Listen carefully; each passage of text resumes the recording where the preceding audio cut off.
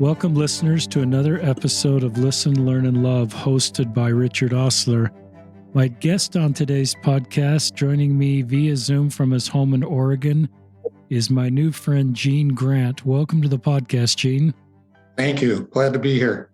Gene and I have been communicating for a couple months. He reached out to me, like many of my guests too. He didn't ask to be on the podcast. That was my idea.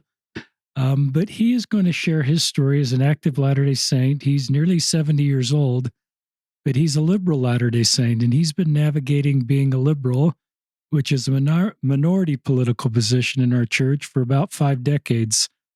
And the best I can see on demographics is more of our millennials and Gen Zs, maybe 50% are voting liberal or would be classified as liberal, or at least not conservative. And this podcast is supportive of liberals and conservatives, but often liberal voices are a little muted in a religion that's perhaps dominantly politically conservative. Our joint hope is that maybe what Gene shares will be helpful to younger liberal Latter-day Saints wondering how to navigate being a committed Latter-day Saint and holding liberal views.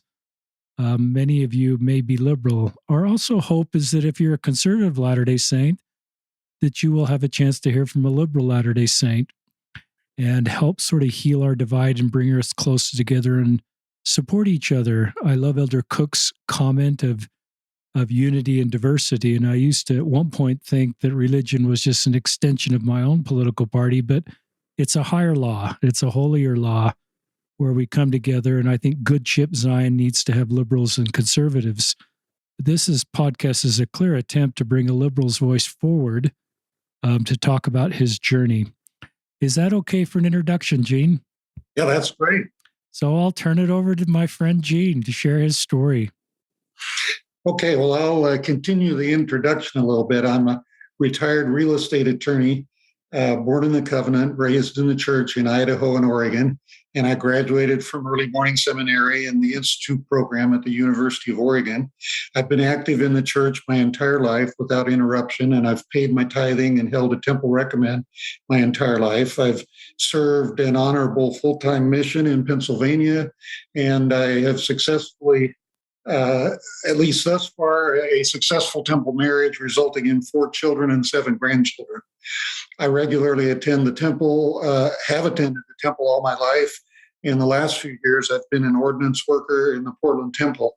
I've served in many ward and stake callings, and a few years ago, my wife and I served a senior mission for the church in the Pacific area. Most relevant to this podcast is that I am politically and religiously more liberal than most church members.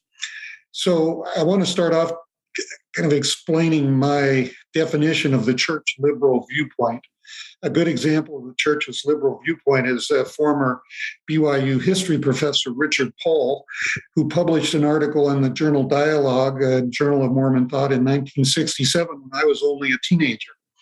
And he described conservatives as church members who see the gospel as clear and exact and, quote, hold to the iron rod, close quote, and liberal church members as those who follow the guidance of the church as a Liahona compass to lead them through a more unclear and ambiguous life. Paul was criticized for his article over the pulpit in General Conference by then Apostle Harold B. Lee in 1971, who said that, quote, a liberal in the church is merely one who does not have a testimony, close quote. Elder Lee's stereotyping of church liberals seems abusive to me and inconsistent with James chapter 3. It's not my role to tell church leaders how to avoid such abuse and how to support the abused. I'm speaking, as you said, in hopes that constructive criticism will contribute to greater efforts to avoid this kind of abuse that's occurred so often in the past. My experience has been that many conservative church leaders continue to have Elder Lee's attitude that liberals are a continuing problem and deserve to be marginalized, if not excluded, because of their lack of faith.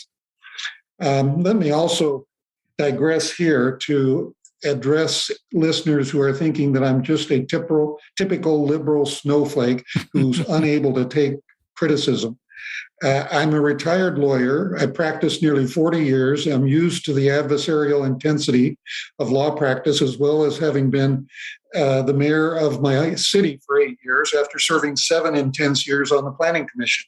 I'm above average in experience in the rough and tumble of political, legal, and religious conflicts.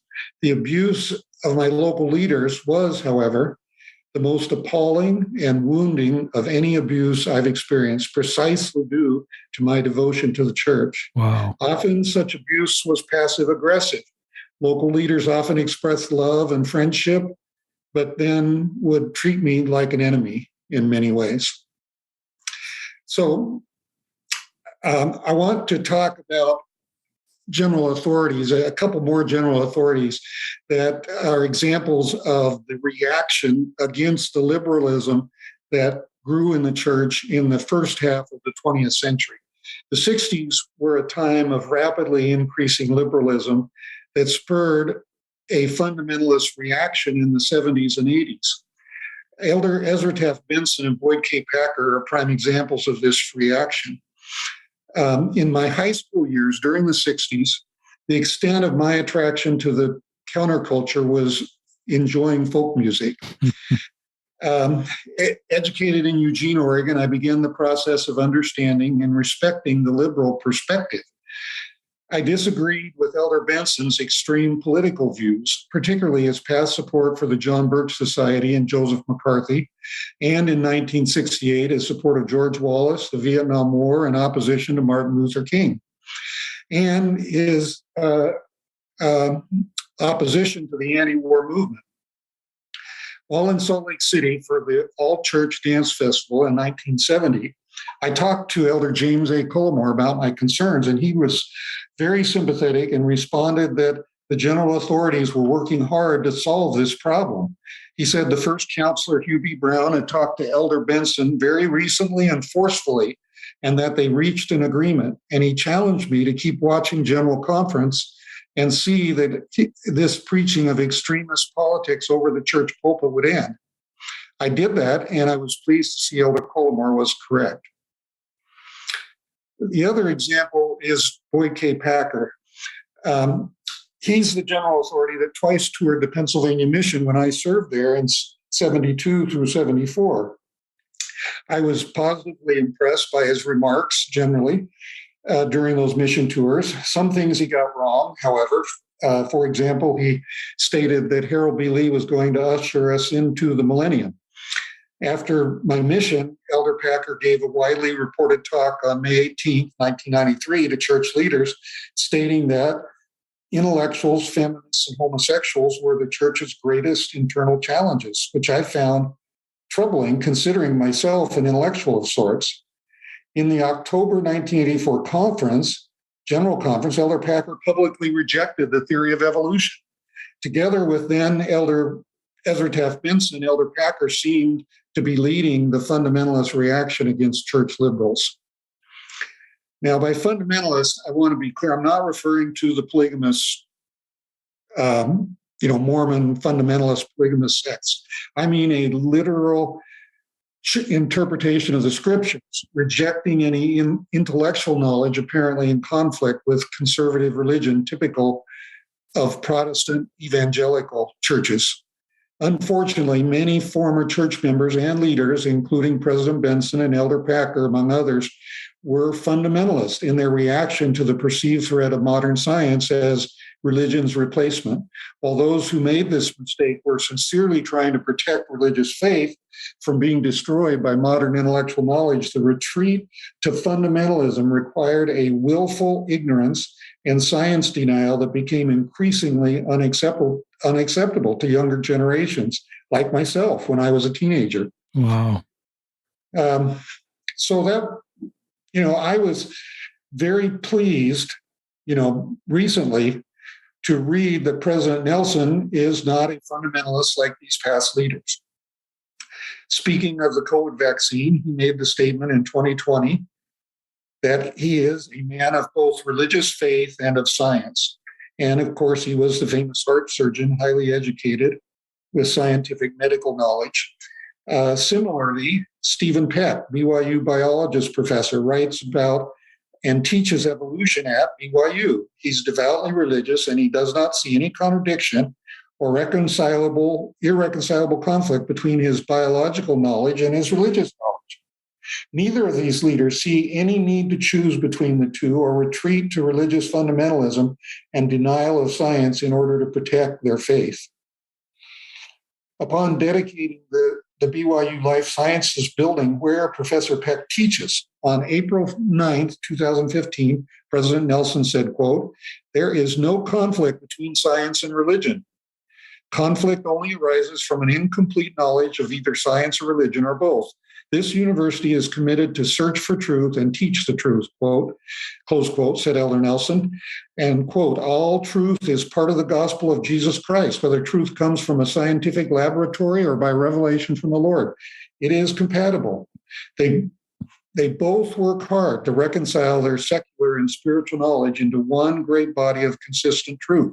They do not ignore scientific truth that some might feel conflicts with religious truth." Unfortunately, my experience has been that despite these more liberal views of our current first presidency and many general authorities, the church members and local leaders are still predominantly and extremely conservative in the USA. And I believe this is true for what I have listed about 15 reasons for why we have such persistent and extreme conservatism in the church today. So I'll just quickly go through those. First of all, liberal Republicans waged war on polygamy in the second half of the 19th century, alienating church members and leaders and driving them into the arms of sympathetic Southern states' rights Democrats. B, Brigham Young and most members identified with the Southerners during the Civil War and after the Civil War because liberal Republicans were, in their words, quote, "ending slavery and polygamy, the twin relics of barbarism." C, a sizable percentage of the early church converts were Southerners, many of whom became influential church leaders in the Great Basin. They brought their conservative political views with them to Utah. D, church leaders adopted and espoused racial and political views of these extremist Southerners who created the racist Jim Crow segregation system. E, communism was and remains officially atheistic. It rationalizes tyranny and covers up systemic corruption. Liberals have been smeared by political extremists, including Ezra Taft Benson, as being communists or sympathetic to communism. Because of the reputational, because of the reputational damage from practicing polygamy and other unique religious doctrines and practices, church leaders and members were striving to overcome widespread and strong anti-Mormon prejudice. Ironically, the Republican Party supported the admission of Senator Reed Smoot to the U.S. Senate and Utah to statehood in the early 20th century after winning the 19th century battle against polygamy. Smoot typified the Republican conservatism of 20th century church leaders. The church's means of acceptance in the 20th century was assimilation into the American mainstream, including Republican political conservatism. Just a second, I need to close the door here. I've got a landscaper out there running landscape equipment. I don't know if you can hear that. We didn't hear it, but sometimes we get background music, so that's fine. Yeah, okay. Well, back to my list. So the H, liberals were perceived as anti-clerical believers in scientism and secular humanism. I, the Great Basin region, was predominantly rural, and even today it's predominantly a mixture of rural and low-density semi-rural suburban development. Cities are predominantly more liberal politically versus predominantly conservative rural and semi-rural suburbs. This conservatism is partly due to the higher education in cities and lower education in rural areas. J, city residents need more government services because they live in densely populated and complex environments, whereas low-density rural residents are more libertarian because they need less government services. K, strongly authoritarian church leaders make members susceptible to uncritically accept political propaganda and disinformation of conservative extremists. Thinking independently and critically, while a necessary means to avoid such manipulation, is resisted by these strongly authoritarian and fundamentalist church leaders, such as Ezra Taft Benson and his supporters today. J. Edgar Hoover and other 20th century conservative extremists smeared the civil rights movement and the Vietnam War opposition as being communist front organizations intended to destroy the U.S. M. Liberals were associated with the sexual revolution of the 60s, rejecting traditional religious moral values. And liberals were associated with the population control advocates of the 1960s environmental movement. And last but not least, liberals were associated with the feminist movement and their advocacy of birth control and abortion, which conservative leaders viewed as destructive of families. So I think in light of all those, it's not surprising that the church members are today predominantly still extremely conservative. And that conservatism has actually, in my experience, become more extreme and pronounced as the increasing national political polarization during the last few decades. It's getting worse. Our church has become more polarized and divided with respect to religious and political views, which so often have overlapped. And thanks to celebrities like Glenn Beck, Benson's extremist politics of the John Birch Society have enjoyed a resurgence rather than fading into obscurity. And most importantly, local church leadership reflects this increasingly extreme conservatism. Resulting conflicts and divisions are widespread, and general conference talks recently by Elder Oaks and church news articles have been addressing this problem and encouraging improvement precisely because political extremism in the church is prevalent and an entrenched problem that is recently getting worse. So I want to talk about entrenched conservative leadership. What's maddening to liberals like me is that they really have no way to effectively avoid the calling of extremist conservatives as local church leaders. The church is an authoritarian organization that appoints its new local leaders based on the recommendation of the existing local leaders. Liberals are often given marginal callings, if any calling at all, and they're rarely, if ever, going to be in the group called upon to make recommendations for who's to be called as a new stake president. They're also typically not going to be in the stake presidency and on the High Council to discuss who should be considered as a new bishop. Conservative leaders thus perpetuate their priesthood control by recommendations for and appointments of their replacements. While ideally general authorities will make inspired callings, I have found it disappointing, to say the least, to see extremely conservative and abusive leadership perpetuated in this manner without interruption over 30 years in my previous stake where I raised my children. Speaking of children, the abuse of which I speak affects them adversely as well as old people like me. I've seen the disillusionment resulting from the abuse that is obvious to young people who are much more inclined to be liberal and leave the church than old people like me, and whether young people are observing misogyny, homophobia, transphobia, or anti-intellectual fundamentalism. The result is too often the same. The quality of leadership has been a major factor in the loss of faith for many young people, including my own children and grandchildren. And general authorities have even spoken of this loss as being on the same scale, if not worse, than the disaffection that occurred in Kirtland, Ohio in 1837-38. So when another church member is a political extremist, the problem is relatively minor because the abuse is limited to uncharitable communications and that can be ignored and often easily avoided.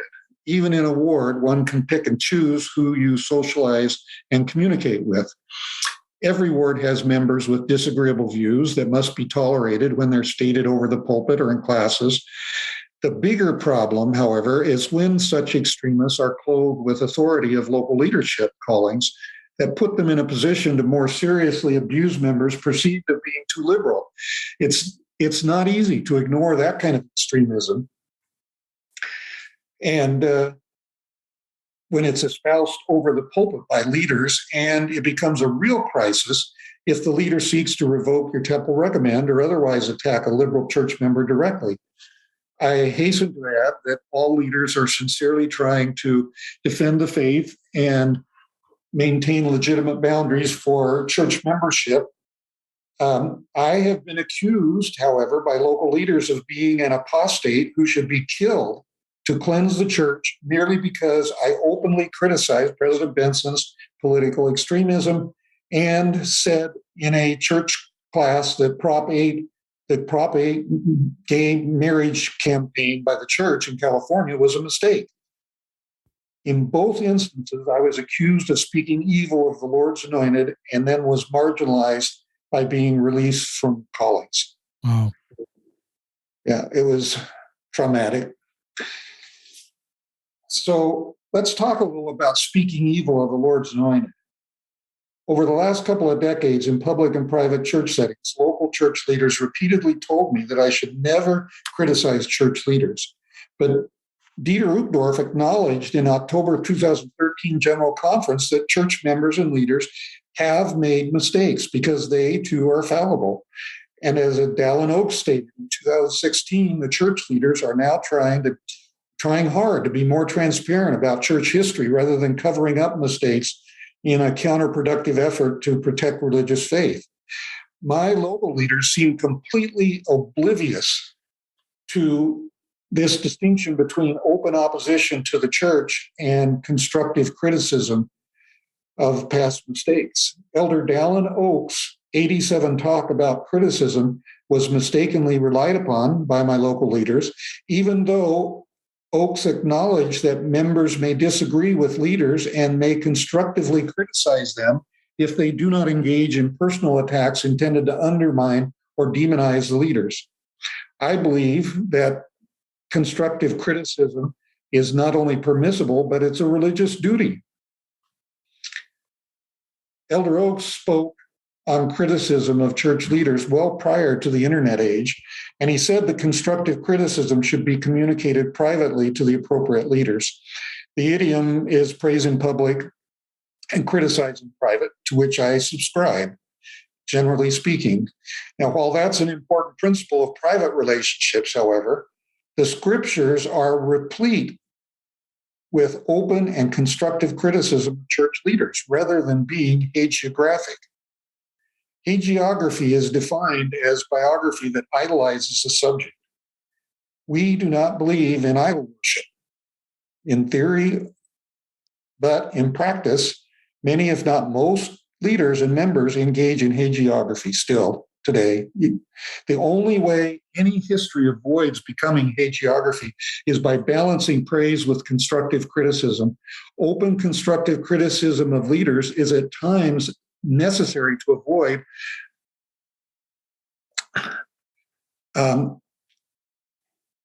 not only abuse and dishonesty, but real tragedies. Richard Turley and Ronald Walker concluded that a major moral of the 1857 Mountain Meadows Massacre was that the church members should have more openly criticized and refused to follow their church leaders in committing a murderous atrocity.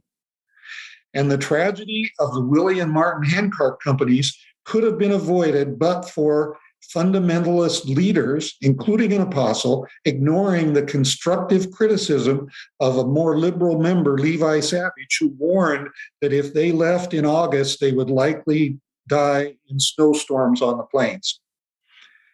In this information age, hagiography is simply untenable dishonesty.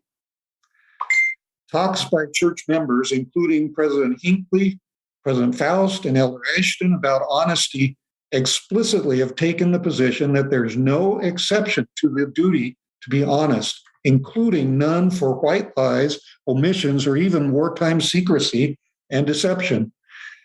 St. Augustine famously said that lying while teaching religion is the most unforgivable, which makes sense because the betrayal and loss of faith when religious lying is discovered.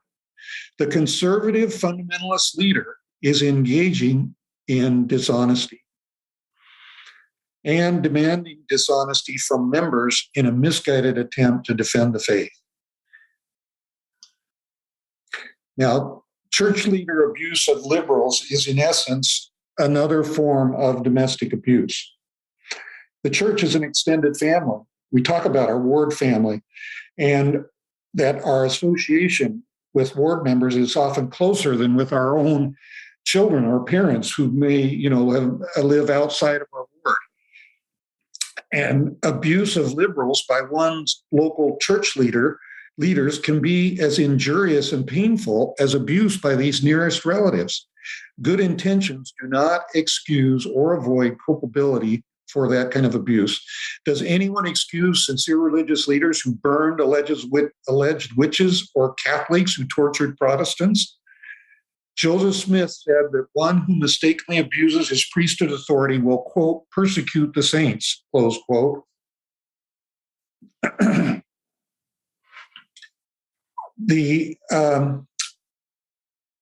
Joseph Smith said, our church leaders repeatedly have condemned all abuse. Most recently, Elder Curon said, there is no place for any kind of abuse. Church leaders need more humility about so many mistakes to avoid driving more young people away from the church. Membership is declining in blue states per the latest statistical report on church membership in the USA. The mistreatment of liberals is sadly reflected in the fact that church membership is now only growing in extremely conservative red states. Church leaders have to lead and not persecute liberal members if the church is ever to grow again in blue states. So what do we do to cope with abusive leaders? I mean, if we are unlucky enough in the leadership lottery to have an abusive leader in our congregation, what are the best means of coping? And here are my ideas from my own experience. The first thing is going under the radar, being silent. Even liberals, including myself, are guilty of engaging in self-censorship and self-sacrifice by going along to get along and keeping silent in church meetings and discussions because spouting whales get harpooned. Elder Stephen Snow, an emeritus general authority and a Democrat, stated in his 2019 interview about his career in the church that he carefully avoided any political discussion and was silent about his liberal political views with other church leaders, including his time as church historian. That kind of codependency relationship exists because of the higher value placed on the relationship and the institution than on honesty. This enabling behavior by historians and other liberals is just as wrong as family members enabling substance abuse. Everyone bears some of the blame for the historical dishonesty perpetuated too long in a misguided effort to protect faith. Even the best of us struggles to be truly and totally honest in all our dealings. And hence the temple worthiness question now reads, are you striving to be honest in all your dealings?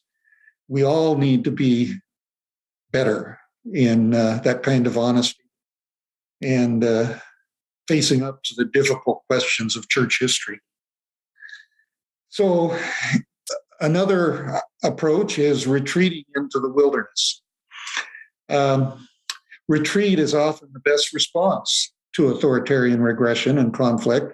Standing your ground escalates conflict into a fight you cannot win when your adversary is a local church leader. One must pick their battles carefully and based on the circumstances and retreat instead of engaging in losing battles. And I recognize this is somewhat inconsistent with my comments about being silent. I mean, in some cases, if it's going to be a losing battle, you really have to be silent rather than just provoke disciplinary action that can result in your loss of membership and your privileges. I've heard many stories of members moving to avoid abusive ward leaders with great long-term results. And that's actually my own personal experience. I've also seen many others attend a different ward without moving, but this is often less successful because the church does not fully facilitate attending wards without moving one's residents. Third idea, alternative service. Find ways to serve other than in church callings. I volunteered, if you're being marginalized and you don't have a significant church calling, find something else. I was in that exact situation. I was asked to resign from the High Council. And so I volunteered to serve on my local planning commission, which led to my election as mayor. I had a dream, actually, from teen days of becoming a political leader, and this was fulfilled in spades by my 15 years of local government service. And I'm rewarded by seeing the fruits of this around my city all the time. I also volunteered to serve on the local BSA board and eventually served as the president of the BSA Council, culminating over 20 years of board service. And then as I mentioned before, I went on a senior mission to the Pacific area. All of these service opportunities that I took allowed me to serve at a high level. And particularly on my senior mission, I was serving with area leadership, preparing legal reports on many projects of the presiding bishopric.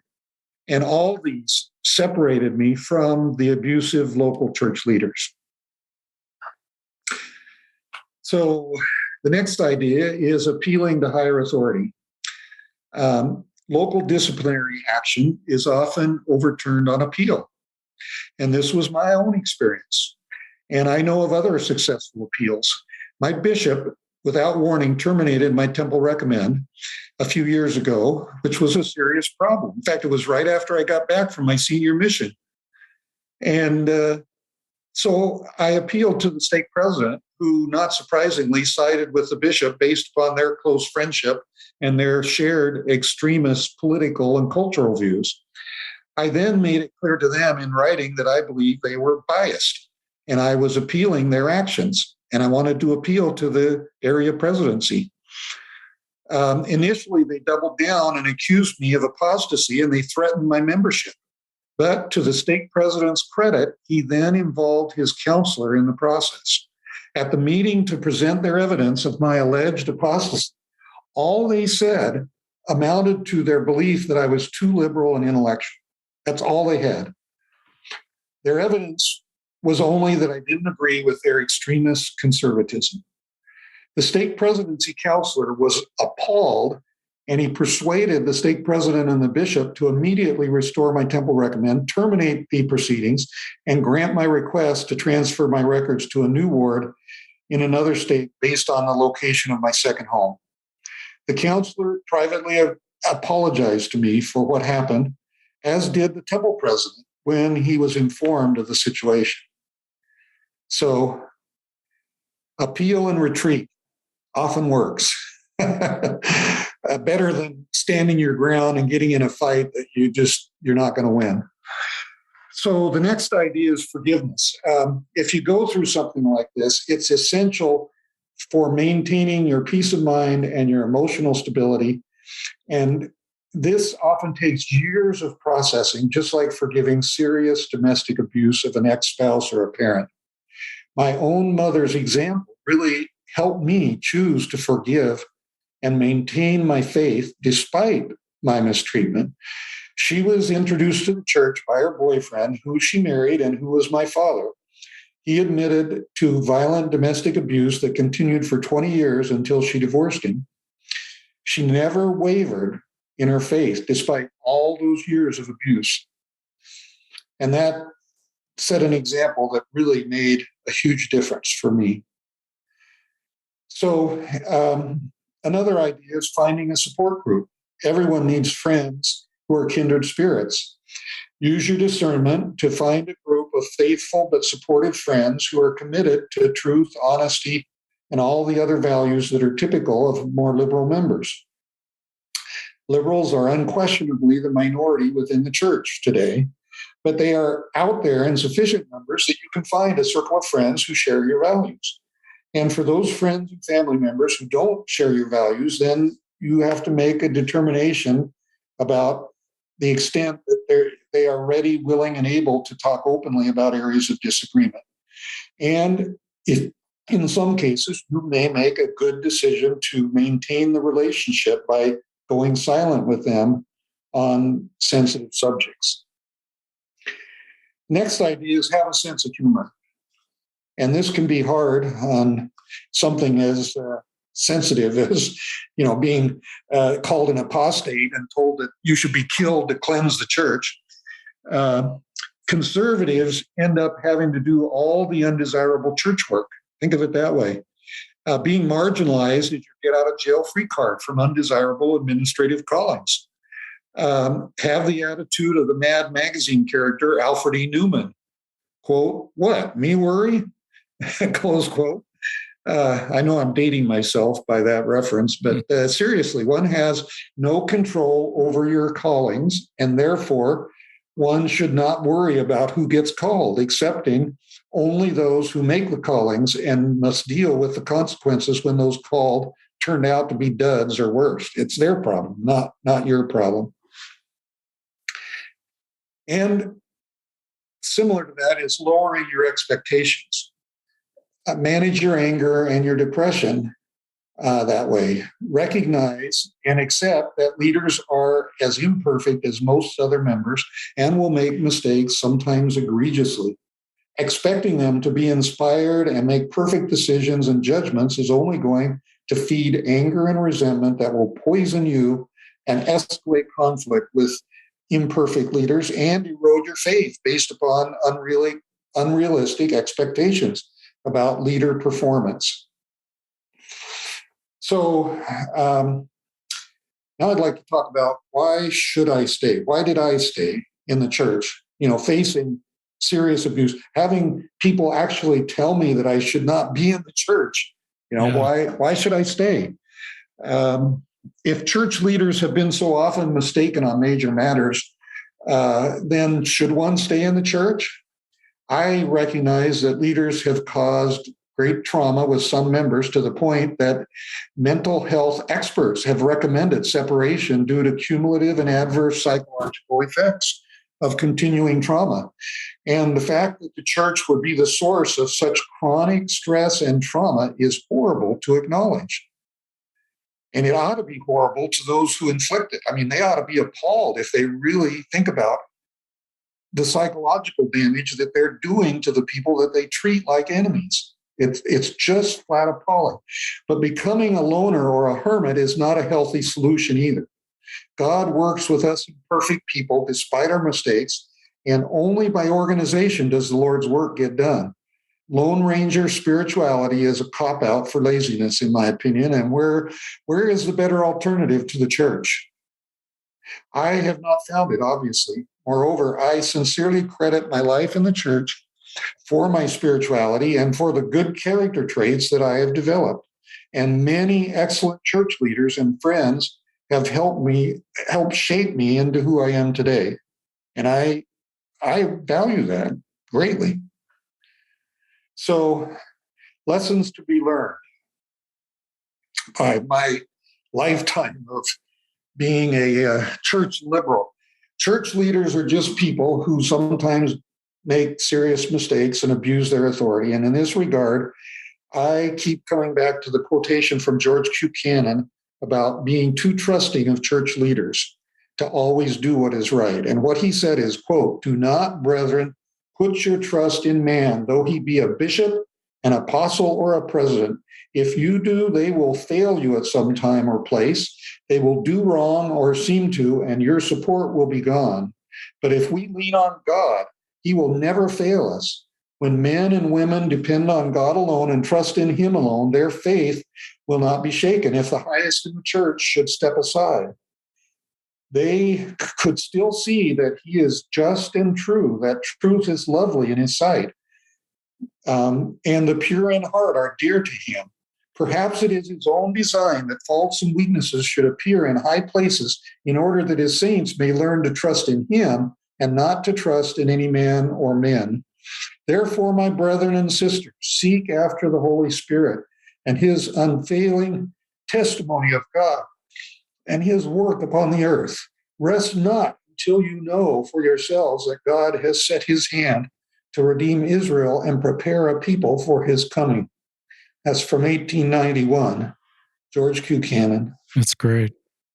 Yeah, it's a great quote, I think, for people who have dealt with the mistakes of our leaders. I feel fortunate. I really do feel fortunate that I had exceptionally inspiring church leaders during the first half of my life, in my formative years. But thereafter, my local leaders were equally disappointing. I suffered chronic conflict with extremely conservative local leaders for over 20 years because I am, in their opinion, quote, too liberal and intellectual, close quote.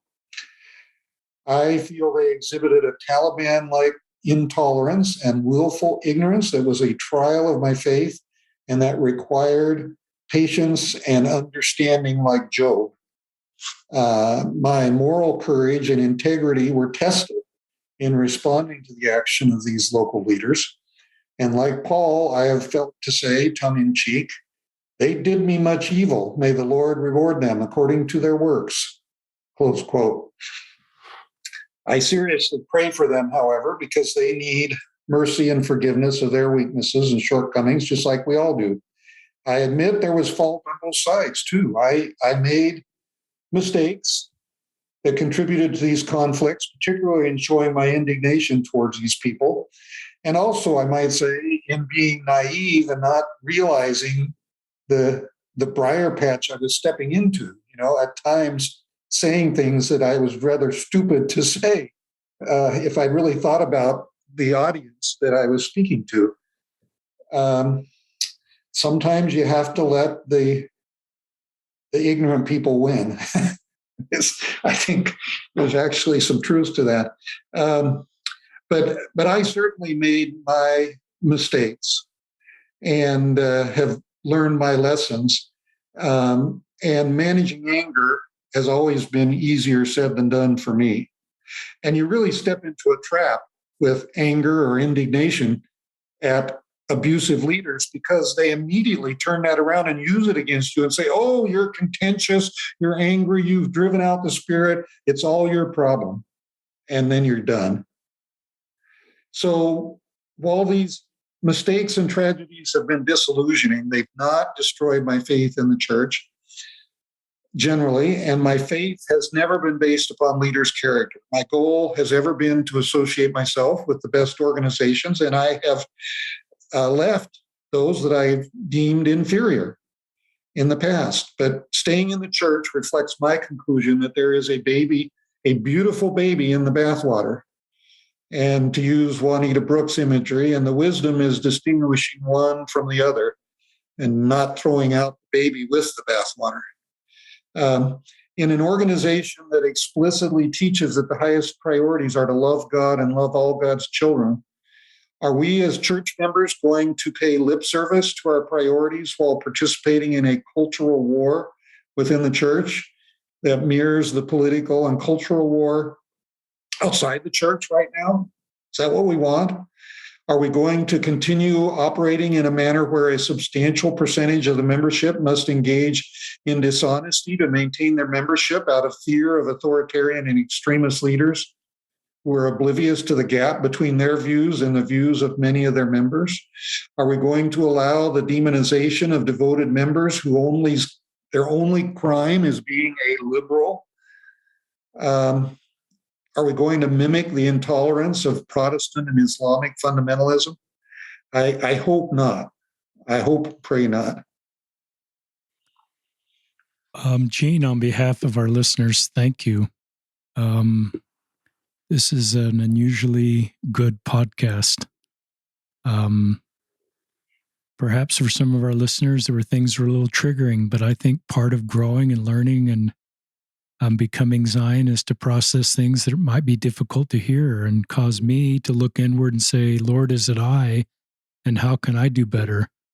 There's a lot of honest pain and trauma in your life story. There's a lot of grace also to leaders in your life. There's a grounding in the gospel of Jesus Christ that sustained you. You're a pretty seasoned guy at 70, real estate attorney, mayor, the missions you've served. So you speak with a lot of credibility, and it's a very helpful perspective. It's the long view of this road. Many younger Latter-day Saints are on the short road, recognizing their political ideology and the gospel of Jesus Christ and trying to navigate that. So the advice you gave for them is very helpful. Couple questions as I wrote down is, and I don't think you inferred this, but is a conservative local leader by definition then abusive? Or have you had conservative local leaders that you have not felt abuse from? I have had conservative leaders who have been great to work with and who have been willing to engage and see the value that I had to bring, to the church, and were tolerant. And so, I definitely don't want to equate conservatism with abusive leadership, and that is definitely not my point. And I think the problem comes when conservatism lurches over to extremism. Elder Oaks criticized Elder Benson, along with most other general authorities, regarding his politics, by saying that Elder Benson has the bad habit of labeling anyone an enemy and an apostate and a communist sympathizer that disagrees with him on anything. And that was really true. President Benson accused Dwight Eisenhower of being a communist sympathizer. And that's that kind of extremism where a leader views someone as an enemy because they're liberal. That's when they become abusive, because they start treating that person like an enemy.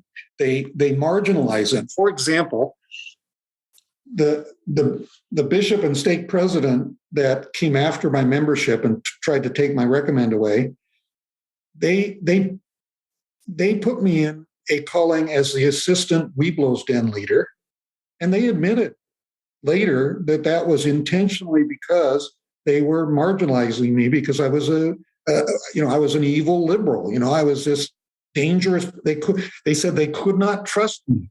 Where I've been in bishoprics, I've been on the High Council, I've been the Young Men's president, I've taught seminary. I've been through all kinds of callings. And you've just come back. These leaders thought all I was worthy of was like assistant den leader. That's abusive. To me, that's abusive, because they weren't doing that so much out of inspiration that I was, this was really the right, good calling for me. They were doing it. They admitted to me. They did it because they thought I was dangerous and untrustworthy as a liberal.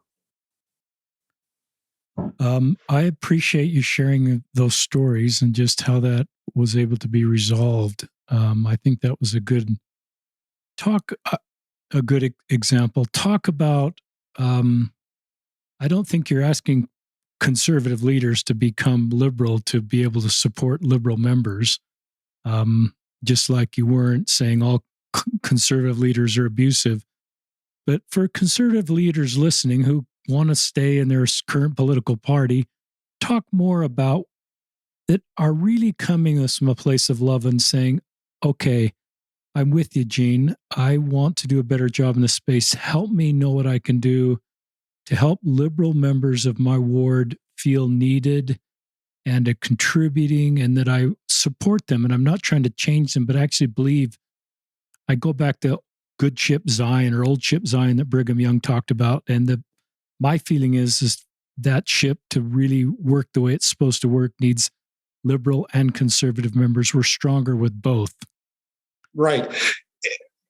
One of the things that I learned on my first mission was that investigators can be reached by different kinds of missionaries. Like there's certain investigators that can be reached by one missionary, but another missionary would just turn them off completely.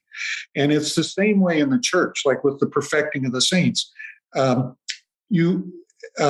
like with the members, there are things that can be achieved by people who are liberal that just can't be achieved by those who are conservative. It's like diversity makes us stronger. And a wise conservative leader will recognize that honoring diversity will actually make his ward stronger. That if we try to purify the church and cleanse it by marginalizing anybody that's different than, that's not a political conservative or a cultural conservative, that we are actually going to weaken the church, and there will be people in the congregation. I mean, for example, if you've got somebody in the congregation that is somewhat liberal and is dealing with difficult church questions, they may respond way more positively to someone that's more liberal than they would to an authoritarian. Elder Ballard recently said that the day when a leader can pat a youth on the head and say, don't worry about your difficult questions, the gospel's true, just put those questions away and forget about them, that's gone. That's long gone. When I was released as gospel doctrine teacher because of my unorthodox liberal ways, I was called to teach the teenagers, like the 16-year-olds. And the mother of one of those told me multiple times that her son said I was the best teacher that he ever had his entire life in the church. And she said that really meant a lot to me as his mother. I know that was because he was similar to me in being intellectual and liberal and, having questions that he wanted to discuss, that I could discuss with him, that, like a fundamentalist, extremist conservative would have just insulted him and completely turned him off. I love that.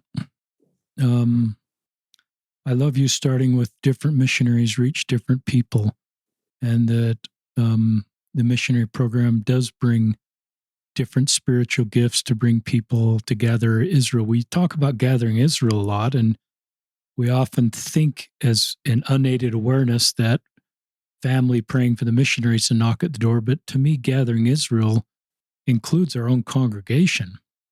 And there are probably some exceptions where a congregation is predominantly liberal and a conservative may be listening and saying, hey, wait a second, I feel all the same things you feel. But I think the majority of the situation is where congregations are conservative and a liberal would feel the minority position. But either way, I think gathering of Israel is what you said, is bringing everybody's talents together. We're stronger in our diversity. Right, absolutely. And what conservatives have to do is to try and restrain and overcome the tendency to believe that every liberal is a wolf in sheep's clothing that's trying to destroy the faith of other members. Because that's the attitude that I got from some of them, and exactly why they said, well, we're not going to put you into a calling of trust because we think you're just trying to destroy faith. In fact, I spent the last few decades working as hard as I could to try and preserve the faith of my own children, their friends, and other youth in my ward, and knocking myself out to do that, and yet was accused by these local leaders that came after my membership that I was secretly, what I was doing with all my efforts was really a sort of secret effort to destroy people's faith. That's, it's like their view was the complete exact opposite of what I've really been trying to do. And that's heartbreaking. And here you just come back from serving a senior mission. You have a testimony and work in the temple. We just get small when we go down this road. And sameness used to mean that everybody in our congregations was same political party, same everything. But to me, Zion is diversity. I look at organizations that are succeeding in a secular world, and they're taking the different talents that people have and saying, we're better off with your authentic self and your authentic talents. You've always been focused on the gospel of Jesus Christ and bringing people to Christ. So it's not like I can see a backstory where you're actually not committed to the gospel. You've been serving for 5 decades or so.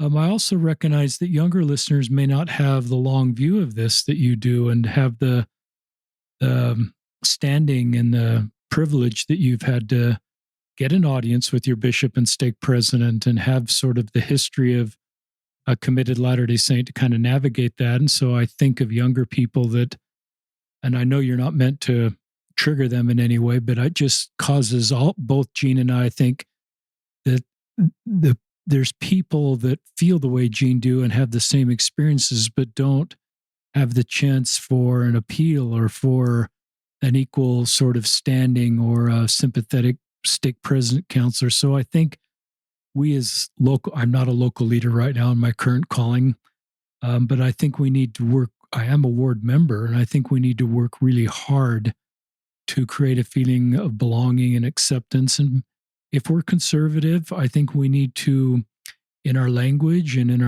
the way we talk, to create a feeling that I'm safe for liberals and conservatives. I'm safe for straight and gay. I'm safe for people that are feminist or not feminists. I'm safe for all the different viewpoints that can be found in the gospel of Jesus Christ. And you used a couple words that I think can be difficult at times when we're trying to purify or cleanse.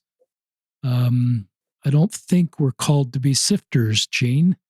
I think you know that. I think we're called to be gatherers. And you've had a fair amount of sifting sent your way. And I'm sorry for that. It's been incredibly painful. And respect for you for navigating that and even serving a senior mission and serving as a mayor and all the things you've done. But listeners, we're called to be gatherers, and let's create space in Good Ship Zion for our liberal friends. I do love Elder Oaks's most recent talk where he talked about you can be a committed Latter-day Saint and hold positions in either political party, and you can even change your mind about your political party. I think as I listen to Elder Oaks in particular, I sense a desire to bring us together in our political differences under the umbrella of the church. You have a long view here. I love how you pointed out President Nelson is completely comfortable with science and the gospel. I kind of grew up not aware that that was ever different, but you pointed out that was different, reminding me that we really had a conflict there. And so I look at where the church is growing and maturing and recognize we don't have a conflict with the civil rights movement. We don't have a conflict with science. And some of these other areas we do have a conflict. Maybe we can learn we don't have a conflict. And maybe the fear-based narratives that sometimes political parties bring into our mind, we can get past those fear-based narratives. Certainly communism was a big one in an earlier generation. We don't sort of get into that one as much. Socialism could be one, but I think fact-based discussions about the difference in our political parties versus fear-based narratives, just as common enemy intimacy is the thing that Brene Brown taught. If the bond we share is simply we hate the same group of people, the intimacy experience is intense and an easy way to disregard your outrage and pain. It's not fuel for real connection. So that's been the part of the diversity that has been disappointing to both of us. I'm speaking for you, Gene, but I think you feel the same way. So yeah, completely agree. I've given you my we're kind of at the hour mark, but I'd love you to kind of make sure you share any last closing thoughts or hopes for the future, or if you want to talk directly to millennial or Gen Z um, liberals that want to figure out a way to stay in the church, actually want to make this work, but not sure they can. Well, I certainly want to second your statement that there's been a lot of progress made. Over the nearly 70 years that I've been a church member, I've lived through times when, there's been very serious problems, but over the long view, tremendous progress has been made. And I think the church is definitely generally making significant progress on most of these issues. I don't think there's very many people, at least on the liberal side, would feel like we've arrived yet. I think we still have a long ways to go, and that's I think one of the things that has created some of my conflict in the past is leaders who feel like believing that there's still got to be further light and knowledge and further changes and progress, and that the restoration is continuing. For some people, they don't like that. They really resist it. But I am hopeful from everything I've seen in my lifetime that further light and knowledge will be revealed, that progress will continue, and that the church will continue to be at the forefront in leading the way. In some areas in the past, the church hasn't been in the forefront, but I think increasingly the church is taking a role where it is actually leading the way in the right direction. That's encouraging to me and gives me lots of hope for the future. I love that. Talk to younger people. You've done that already, but just talk to somebody that says, yeah, Gene, I really have a fundamental testimony of the gospel. I'm liberal. I'm a feminist.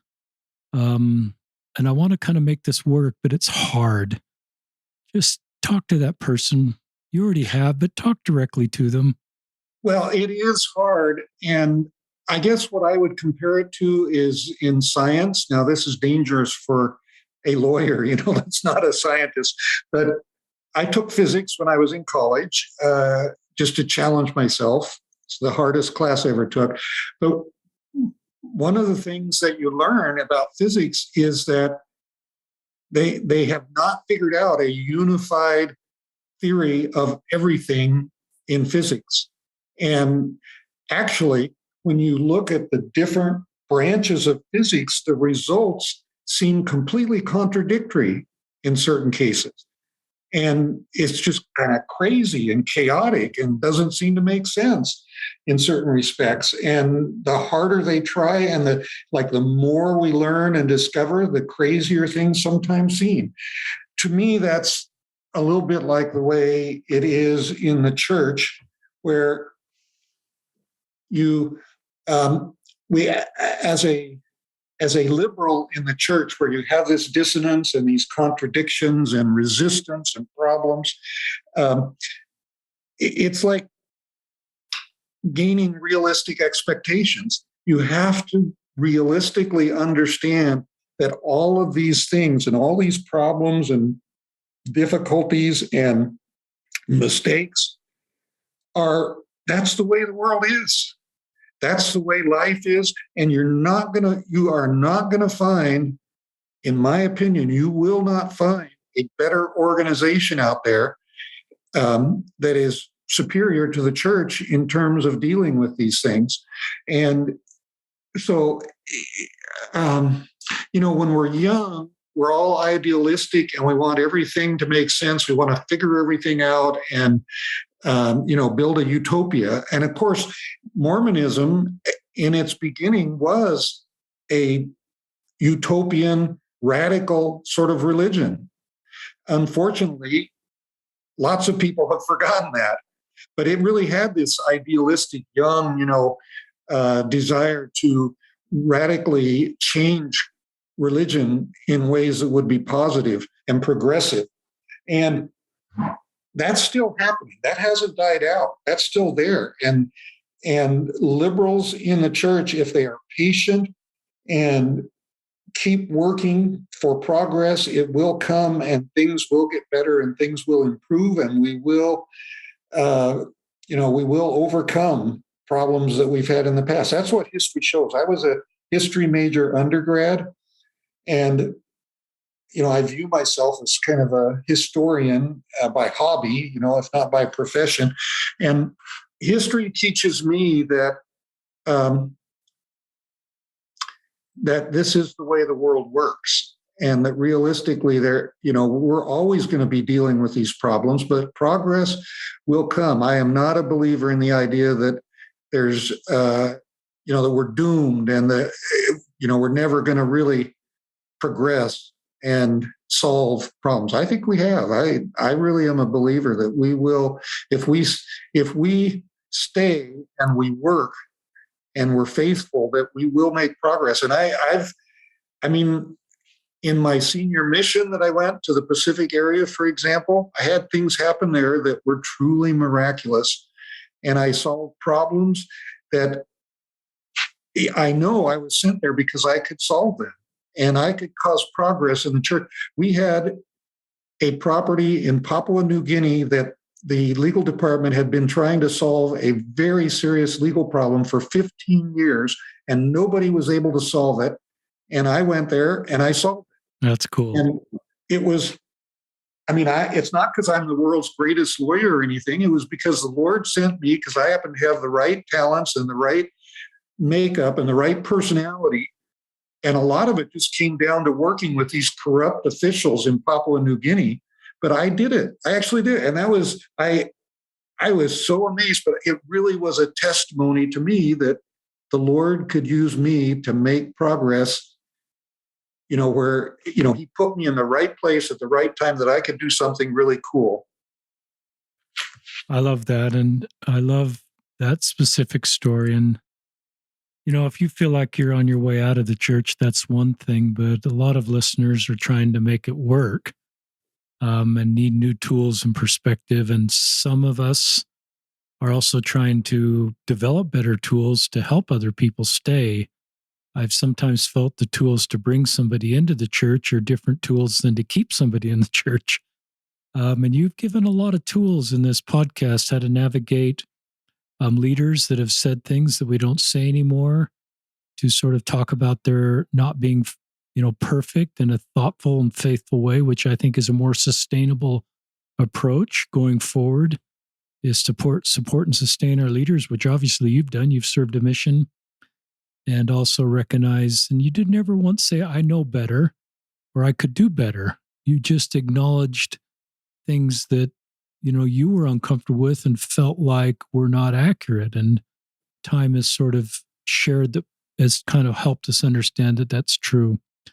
So anyway, like all these podcast listeners, if there's, just take what's helpful to you.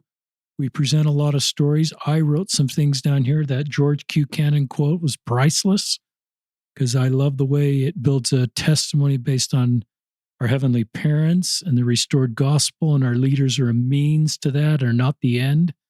And they can let us down. I've been a leader. I've probably let people down. And I think our leaders would be nervous about the testimony being based on them. But culturally, sometimes we put our leaders in a place that I don't think they want to be. And you helped us see some of that. And then when leaders let people down, either ourselves or others, that can break faith. And so this is a more sustainable approach. And so Gene Grant from Oregon, my friend, thank you for being on the podcast. And just thanks for your life and the good that you've done in so many different areas. And on behalf of a bunch of our listeners, and I think your life story helps us all just consider how we can serve and add value in our circles of influence. So this is Gene Grant and Richard Ostler signing off from another episode of Listen, Learn, and Love.